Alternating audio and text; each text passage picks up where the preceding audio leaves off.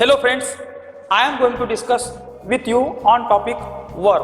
I am your English trainer Jagdish Wandile. Verb means क्रियापद. क्रियापद means action, कृती. जो कृती करते, जो ॲक्शन करते तो म्हणजे वर्ब. जसं आय ईट अ फूड, मी अन्न खातो. ईट मीन्स खाणे, खाणे म्हणजे ॲक्शन आहे. आय रन फास्ट, मी जोरात धावतो, धावणे हे माझे ॲक्शन आहे. आय ट्राय, मी प्रयत्न करतो, प्रयत्न करणे माझे ॲक्शन आहे. म्हणजे ॲक्शन किंवा कधी कधी स्टेट, स्थिती दाखवण्याकरता वर्ब असते. आणि वाक्यामध्ये सर्वात मुख्य जर काही असेल तर ते असते वर्ब, क्रियापद. आता मित्रांनो, क्रियापदाचे दोन प्रकार पडते. एक आहे मेन वर्ब आणि सेकंड आहे ऑक्झिलरी वर्ब. त्याला आपण हेल्पिंग वर्ब असे म्हणतो. आता मेन वर्ब जसं go, eat, catch, think, feed, find, fall म्हणजे जे ॲक्शन दाखवते ते असते मेन वर्ब. पण मेन वर्बमध्ये सुद्धा मित्रांनो मेन वर्बचे दोन प्रकार पडतात. एक आहे ट्रान्झिटिव्ह वर्ब, म्हणजे सकर्मक क्रियापद, जे क्रियापद कर्मासोबत येते. जसं सी मेड अ केक, तिने केक बनवला. तर केक जो आहे हा ऑब्जेक्ट आहे. ऑब्जेक्ट मीन्स कर्म आहे. तिने काय बनवला? केक बनवला. तर कर्मासोबत येणाऱ्या वर्बला आपण म्हणतो ट्रान्झिटिव्ह वर्ब. जसं please bring a glass of water. Please bring काय? A glass of water. अ ग्लास ऑफ वॉटर ऑब्जेक्ट आहे. जेव्हा कर्मासोबत क्रियापद येते त्याला आपण सकर्मक क्रियापद म्हणतो. You can say in English, a transitive verb is a verb that requires an object to receive the action. Transitive verb is a verb that requires object to receive an action. म्हणजे हे जे action घडते बनवण्याची, हे cake हा जो object आहे हा डिनोट करते. कोणती ॲक्शन केली? केक. काय बनवलं? केक बनवलं. तर केक काय झालं? तुमचा ऑब्जेक्ट झाला. Understood? Bring a glass of water, काय आणतो? A glass of water. म्हणजे आणण्याचं उद्दिष्ट काय? काय काय आणत आहे? अ ग्लास ऑफ वॉटर, एक ग्लास पाणी. हे झालं ऑब्जेक्ट. तर एक आहे ट्रान्झिटिव्ह वर्ब आणि सेकंड आहे इन ट्रान्झिटिव्ह वर्ब. आणि जे ऑक्झिलरी वर्ब आहे यामध्ये दोन प्रकार आहे. Primary helping verb, modal helping verb. Intransitive verb आपण प्रथम पाहू. म्हणजे तुम्हाला एक गोष्ट कळली की वर्बचे इथे मेन दोन प्रकार आहे. Main verb, auxiliary verb.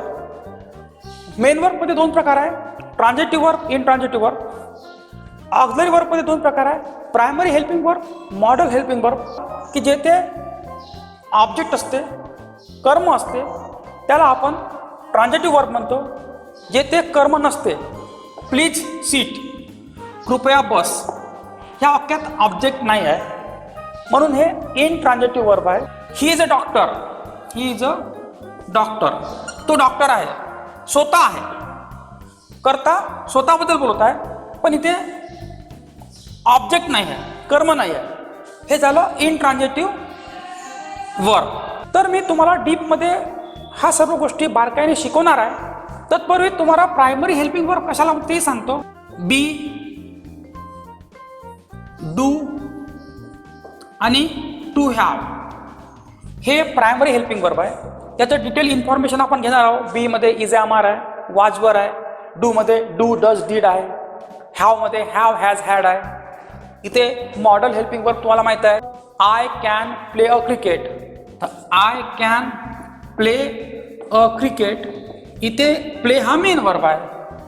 प्लेला जो हेल्प करतो तो मॉडल हेल्पिंग वर्ब आहे. मी क्रिकेट खेळू शकतो. अंडरस्टूड? तर मला वाटतं मित्रांनो तुम्हाला हे बेसिक समजलेलं आहे. आता मी ह्या बेसिकच्या डीपमध्ये तुम्हाला समजावून सांगणार आहे. कुठेही जाऊ नका, हा व्हिडिओ शेवटपर्यंत पहा. तो दोस्तो, हां, हॅलो हॅलो हॅलो मित्रांनो, तुम्हाला पहिला कन्सेप्ट कळलेला आहे. यामध्ये आपण ट्रान्झिटिव्ह वर्ब थोडं डीपमध्ये पाहू.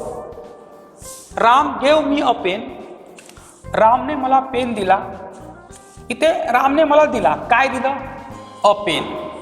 इथे अ पेन हा डायरेक्ट ऑब्जेक्ट आहे, म्हणून हे जे वर्ब आहे गिव, गेव हे ट्रान्झिटिव्ह वर्ब आहे. समजा हे वाक्य असं असतं, राम गेव मी. इथे पहा, राम गेव मी काय दिलं मला, वाक्यात सेन्स पूर्ण होत नाही. राम गेव मी अ पेन म्हटलं तर वाक्याचा सेन्स पूर्ण होते. रामने मला दिलं, काय दिला, पेन दिला, तर पेन झाला डायरेक्ट ऑब्जेक्ट. पण मी असं म्हटलं, राम गेव मी, रामने मला दिला, काय दिला माहित नाही, म्हणजे हा इनडायरेक्ट ऑब्जेक्ट आहे. इनडायरेक्ट ऑब्जेक्ट असला तरी वाक्याचा सेन्स पूर्ण होत नाही. आपल्याला सकर्मक क्रियापदामध्ये डायरेक्ट ऑब्जेक्ट येणं आवश्यक आहे. डायरेक्ट ऑब्जेक्ट शिवाय हे वाक्य ट्रान्झिटिव्ह वर्ब हा शब्द जो आहे हा ट्रान्झिटिव्ह वर्ब बनू शकत नाही.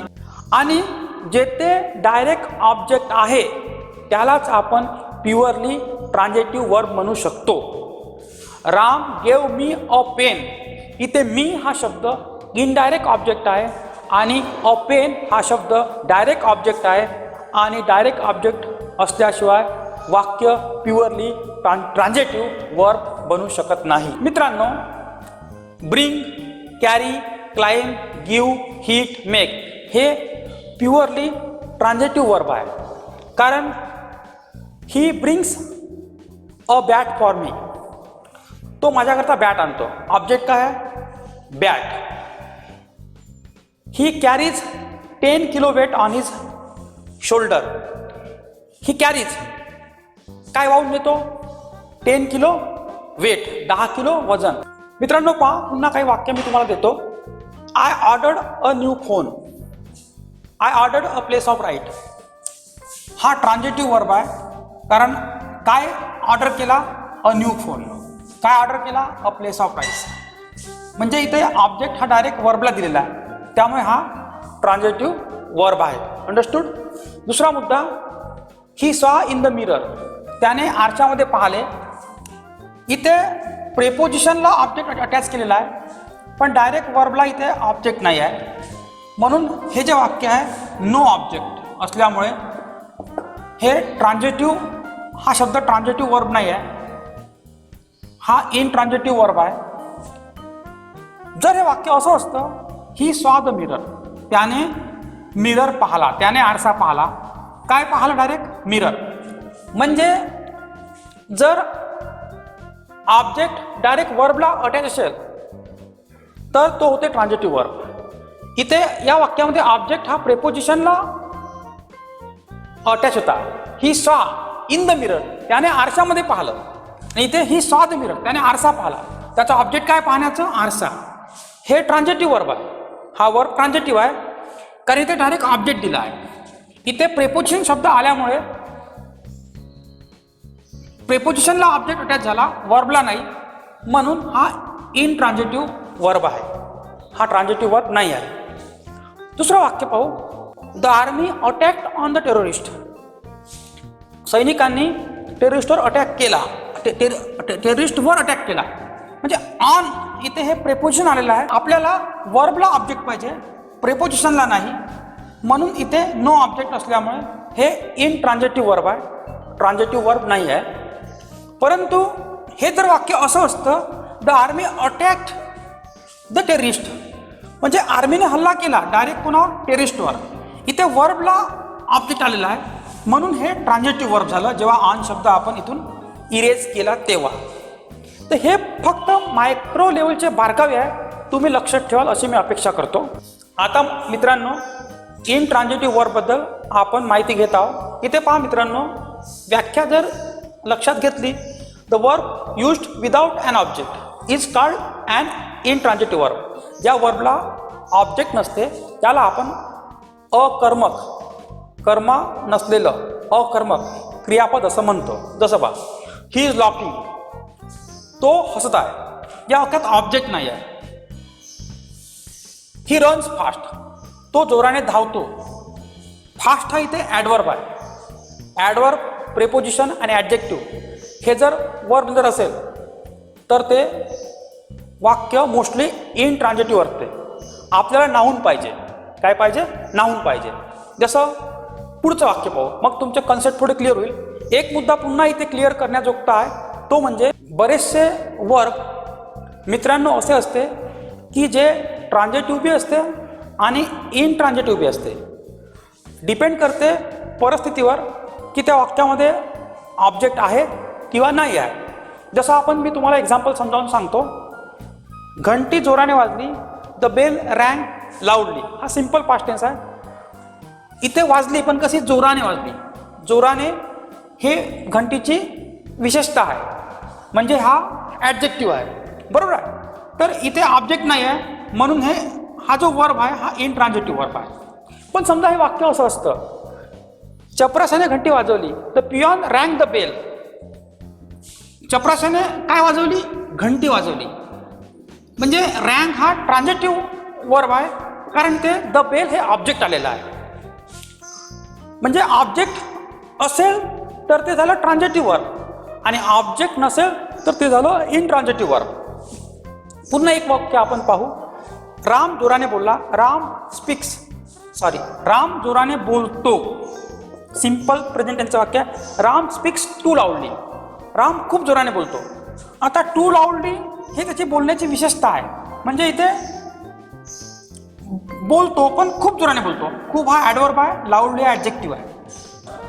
इथे स्पीक्स म्हणजे बोलतो या शब्दानंतर कुठलाच ऑब्जेक्ट आला नाही आहे, नो ऑब्जेक्ट आहे, म्हणून ह्या वाक्यामध्ये स्पीक्स हा शब्द इनट्रान्झिटिव्ह वर्ब आहे.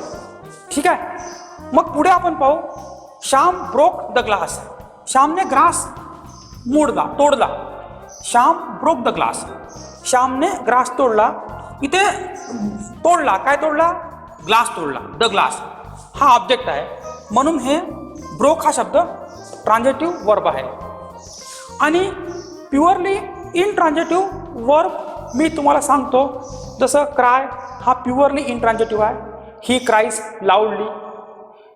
डाय, लाफ, लिव, रन, गो, कम, सीट, स्लीप हे वर्ड प्युअरली इनट्रान्झिटिव्ह आहे. ही इज प्लेइंग, तो खेळत आहे. इथे ऑब्जेक्ट नाही आहे, म्हणजे हे इनट्रान्झिटिव्ह आहे. हा वर्ब जो आहे इनट्रान्झिटिव्ह आहे. ठीक आहे. He is playing in the field, तो मैदानात खेळत आहे. इथे खेळत आहे पण कुठे? मैदानात. इन द फील्ड हे ऑब्जेक्ट आहे, म्हणून हा ट्रान्झिटिव्ह वर्ब आहे. ही इज प्लेइंग फुटबॉल, तो फुटबॉल खेळत आहे. काय खेळत आहे? फुटबॉल. फुटबॉल ऑब्जेक्ट आहे, म्हणून हा ट्रान्झिटिव्ह वर्ब आहे. सी रीड्स, ती वाचते. काय वाचते माहीत नाही, म्हणून या वाक्यामध्ये रीड्स हा जो वर्ब आलेला आहे तो इनट्रान्झिटिव्ह आहे. सी रीड्स अ बुक, ती पुस्तक वाचते. अ बुक हा ऑब्जेक्ट आहे, यामुळे या वाक्यात रीड्स हा ट्रान्झिटिव्ह वर्ब आहे. फक्त मेन वर्बच ट्रान्झिटिव्ह किंवा इनट्रान्झिटिव्ह राहू शकतो, हे गोष्ट मात्र तुम्ही प्रकर्षाने लक्षात ठेवा. आतापर्यंत आपण वर्बचे ट्रान्झिटिव्ह वर्ब पाहिला, इनट्रान्झिटिव्ह वर्ब पाहिला. आता हेल्पिंग वर्ब पाहणार आहोत. तर हेल्पिंग वर्बमध्ये मॉडल हेल्पिंग वर्ब आहे, प्रायमरी हेल्पिंग वर्ब आहे. मॉडलमध्ये can, could, may, might, must, should, ought to येते. I can go to Nagpur, मी नागपूरला जाऊ शकतो. तर I can go to Nagpur, इथे कॅन जो आहे हा हेल्पिंग वर्ब आहे आणि गो हा मेन वर्ब आहे. You must attend the class, इथे मस्ट हा हेल्पिंग वर्ब आहे आणि अटेंड हा मेन वर्ब आहे. परंतु हे तुम्हाला माहीत आहे, मी तुम्हाला शिकवणारी आहे. पण आपल्याला प्रायमरी हेल्पिंग वर्ब पाहायचा आहे, कारण बरेचशी मुलं या प्रायमरी हेल्पिंग वर्ब त्यांना कळत नाही, ते इथे कन्फ्यूज होतात. तर प्रायमरी हेल्पिंग वर्बचा जर विचार केला तर प्रायमरी हेल्पिंग वर्ब हे मेन वर्ब सारखेच कार्य करते. आता बी, डू आणि हॅव हे प्रायमरी हेल्पिंग वर्ब आहे. बीमध्ये मग इज, एम, आर, वाज, वर. डूमध्ये डू, डज, डीड आणि हॅवमध्ये हॅव, हॅज आणि हॅड हे हेल्पिंग वर्ब आहे. आता इज, एम, आर, वाज, वर या हेल्पिंग वर्बचा मेन असते बी. डू, डज, डीडचा मेन असतो डू आणि हॅव, हॅज, हॅडचा मेन असतो हॅव. जसं बी हा मेन वर्ब म्हणून वापरला जातो. हेल्पिंग वर्बची गरज जर मेन वर्बला पडली तर यांचा जो हेड आहे इथे बी आहे, यांची नियुक्ती केली जाते. इथे डू आहे, याची नियुक्ती केली जाते इथे हॅव आहे, याची नियुक्ती केली जाते. हा ज्या प्रायमरी हेल्पिंग वर्ब आहे याचा हेड आहे. डू हा हेड आहे, हॅव हा हेड आहे. या प्रायमरी वर्ब हेल्पिंग वर्बचे हे सर्व हेड आहे. प्रायमरी हेल्पिंग वर्बचा हेड जो आहे तो बी आहे. तर इथे he is playing, he is playing, इथे इज जो हा प्रायमरी हेल्पिंग वर्ब आहे, प्लेइंग हा मेन वर्ब आहे. ही वॉज प्लेइंग, इथे वॉज हा प्रायमरी हेल्पिंग वर्ब आहे, बीचा प्रायमरी हेल्पिंग वर्ब आहे. ही विल बी प्लेइंग, तो खेळत असेल. इथे विल हा हेल्पिंग वर्ब आहे, प्रायमरी हेल्पिंग वर्ब, आणि बी हा इथे मेन वर्ब आहे. तर हा जो बी आहे हा प्रायमरी हेल्पिंग वर्बचा हेड आहे, कारण आपण हेल्पिंग वर्ब डबल वापरू शकत नाही. त्या ग्रुपमध्ये जो हेड आहे त्याला इथे वापरलेला आहे. मराठी माणसाला चांगली इंग्रजी येण्याकरता हा माझा उपक्रम आहे, आणि माझी आशा आणि अपेक्षा आहे की तुम्हाला हा व्हिडिओ आवडेल व तुम्ही इतरांना सुद्धा या व्हिडिओला शेअर कराल. धन्यवाद.